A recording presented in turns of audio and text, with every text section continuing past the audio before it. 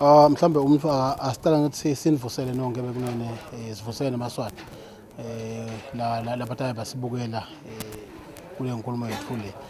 As Buffaloes mhlambe i-draw thina siyayimukela. To us we accept the draw. We understand ukuthi kuze winning inkomishi vele you need to play against almost everyone. Kuze ukuthi usale ukuthi kuthiwa ungu-elite. So we i-draw le banga ukuthi hambe siyolungiselela. Kungcono ngalo ukuthi mhlambe sisonke i-club ledlala ka-Premier League nayo.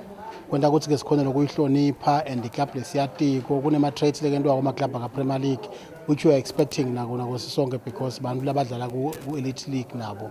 We respect them as a club, we respect improses zabo mhlambe nabasebenza ngawo, but our ambition not as a club we want the cup. And we would do anything for this one.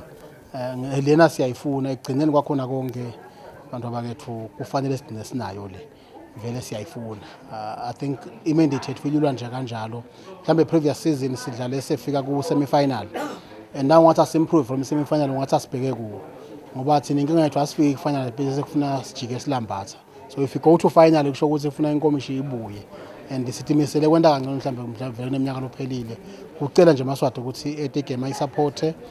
Sisonke they are playing very exciting football. So abethi game bayisupport bathi phatha kahle nasebakhona khona e-stadium unzaba imisindo singathi sayikhuluma kakhulu invote lese sicabanga ukuthi sesendlulile kuyo leyo. Sengilodzi sithi phathe kahle nalama egwaqweni uma sisaya khona ngiyathi ukuthi isikhathi la khona le season lesikuyo abantu bajabula kakhulu elatimotweni kanzi kuyingodi kujabula kakhulu so sakithi sithi kuthakatha kuhlola kuqala kufuna ke sibe careful ukuthi sijabula kangakanani sikhumbule ukuthi bekunene itindile nalokubutana ke bombali nabomdu hayi sibobutana emakhaya singabutane khathi sisashayela kunenvokele ingikhube kakhulu yento ngamaswati naye kubuka i-cellphone kanti umuntu uyashayela nyala sisakhuluma nawo ama cellphones system kwethu khanye umuntu uya WhatsApp uku-WhatsApp and uyethuka la nokujuba abantwana besikole emgwaqweni uyethuka uthi hawu na umuntu uyajuba emgwaqweni because vele ubheke phasa sithi phaseni kahle bekunene siye le tournament yethu ibe ngile settlement emnanzi siyakhoyela ukuthi i-future yethu awuphuma abalenze bethu bathathu ukuthi sidlala kuphi njena i-ambition ayikanjinji inkomishi siyayifuna.